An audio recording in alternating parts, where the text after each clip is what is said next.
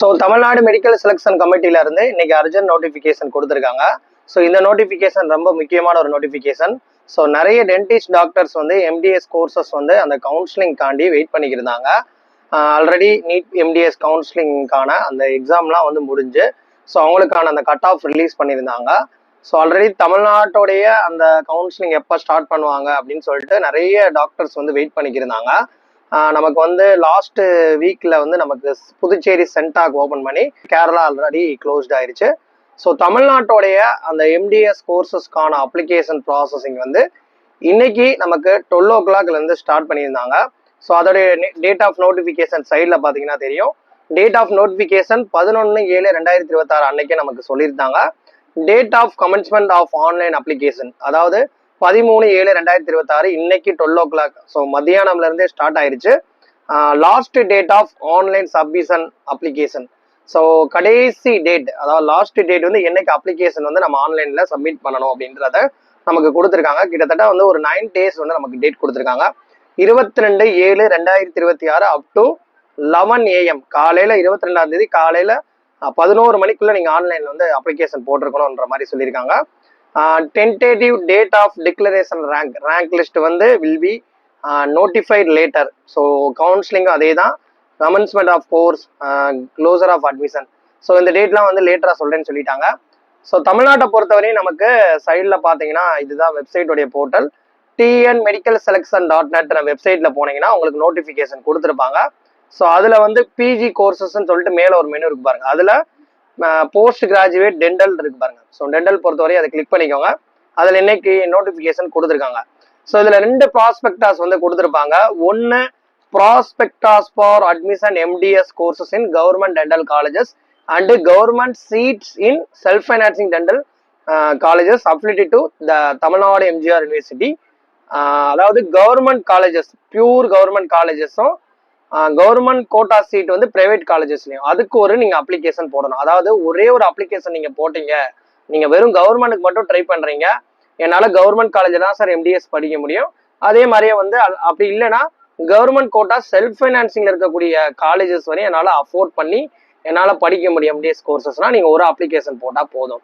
இல்ல சார் என்னுடைய மார்க்கும் கம்மியா இருக்கு, எனக்கு வந்து கவர்மெண்ட்ல கிடைக்கிறதுக்கான சான்சஸ் ரொம்ப கம்மியா இருக்கு, அப்போ வந்து நான் கவர்மெண்ட் மட்டும் இல்லாம மேனேஜ்மெண்ட் போடலாம்னு கேட்டா கண்டிப்பா 2 அப்ளிகேஷன் போறது வந்து பெட்டரான ஒரு ஆப்ஷன். ஏன்னா தமிழ்நாட்டை பொறுத்தவரை ஒரே ஒரு தடவை தான் அப்ளிகேஷன் ஓபன் பண்ணுவாங்க.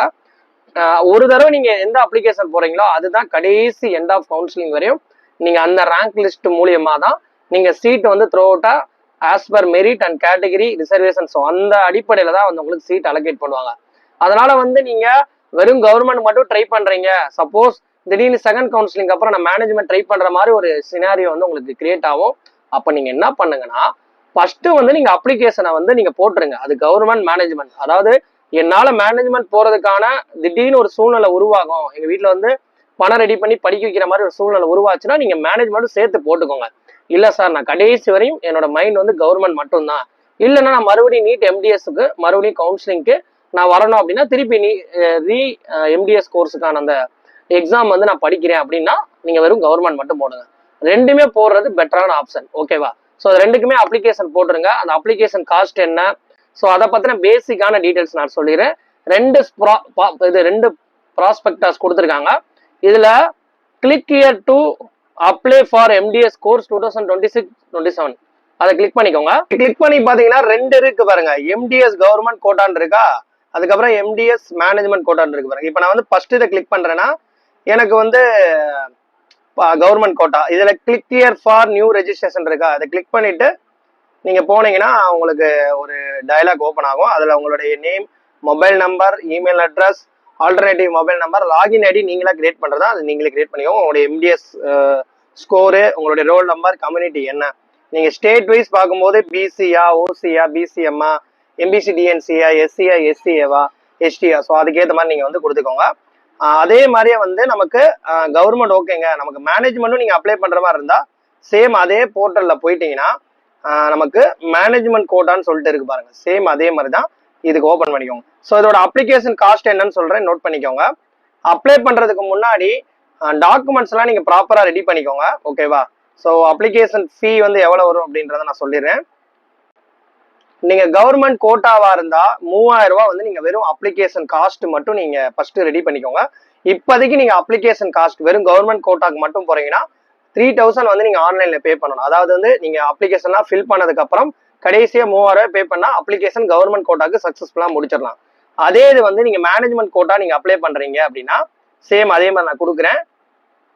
Management and NRI suppose minority colleges இருக்குச்சுன்னா அதுக்கும் சேர்த்து ஒரே மேனேஜ்மெண்ட் கோட்டா அப்ளிகேஷன் நீங்க போடுறீங்க.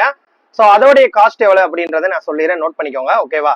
ஸோ அதோடைய காஸ்ட் பாத்தீங்கன்னா நமக்கு 5000 ரூபாய். அப்ப வந்து நம்ம அப்ளிகேஷன் போடுறதுக்கு மட்டும் இப்போதைக்கு நீங்க வந்து எந்த ஒரு டெபாசிட் அமௌண்ட் இதெல்லாம் நீங்க பின்னாடி வந்து கவுன்சிலிங் வந்து அப்புறம் தான் நடக்கும்.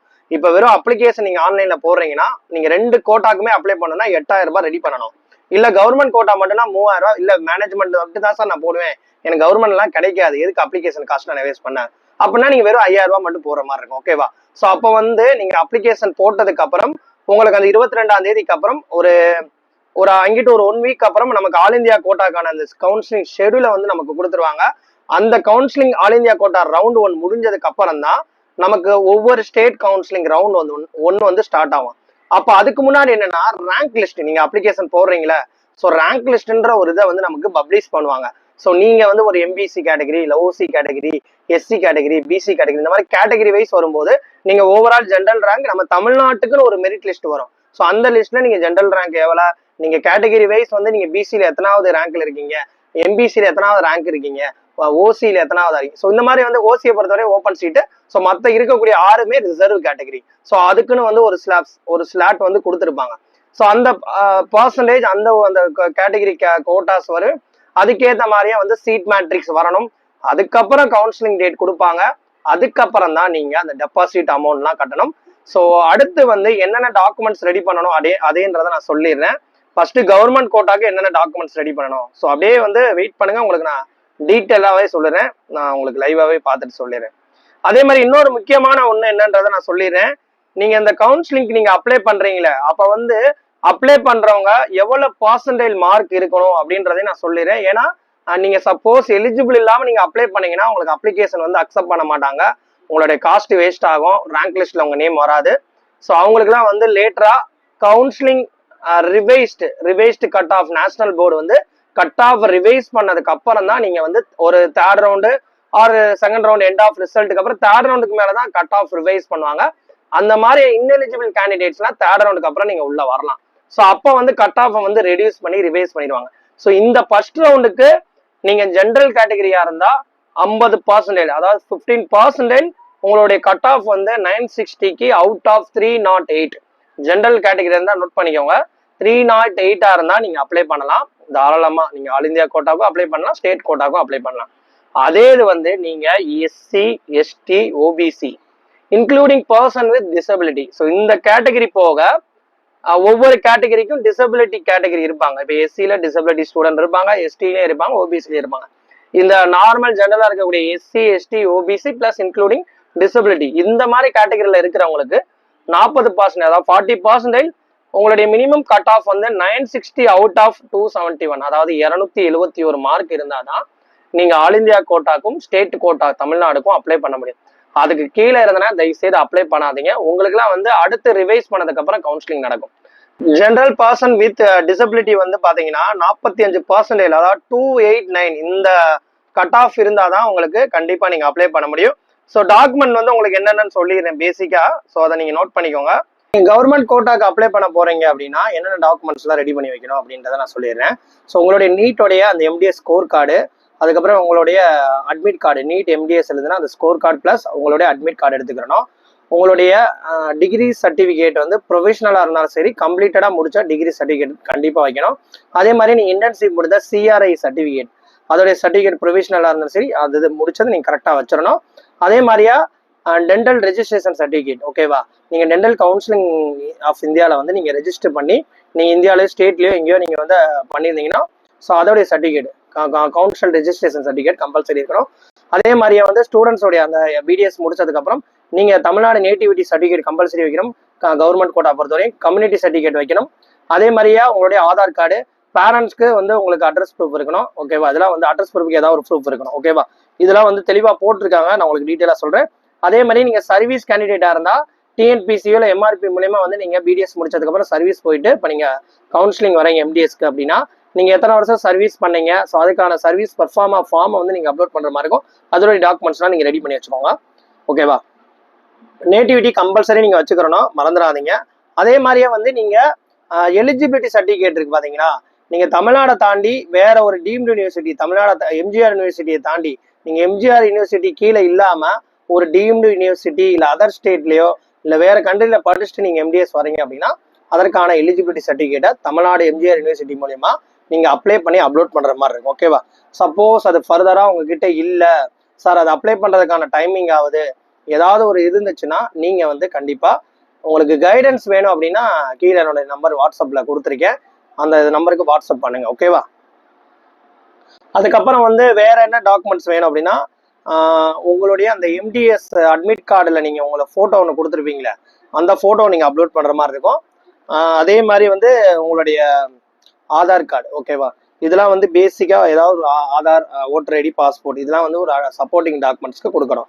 இதெல்லாம் நான் பேசிக்கா சொல்றதுதான். அடுத்த ஒரு நெக்ஸ்ட் வீடியோல எப்படி அப்ளை பண்ணணும், அதே மாதிரியே வந்து என்ன மாதிரி டாக்குமெண்ட்ஸ் வந்து நீங்க அப்லோட் பண்ணணும் அப்படின்றத இண்டிவிஜுவல் ஒரு வீடியோல சொல்றேன். ஓகேவா? ஸோ தேங்க்ஸ் ஃபார் வாட்சிங் தட். உங்களுக்கு பெய்ட் கவுன்சிலிங் சர்வீசஸ் வேணும் அப்படின்னு நினைச்சீங்கன்னா இந்த வீடியோல தெரியுற ஸ்கிரீன்ல தெரியல நம்பருக்கு கைடன்ஸ்க்கு அப்படின்னு சொல்லிட்டு வாட்ஸ்அப்ல வந்து நீங்க மெசேஜ் பண்ணுங்க.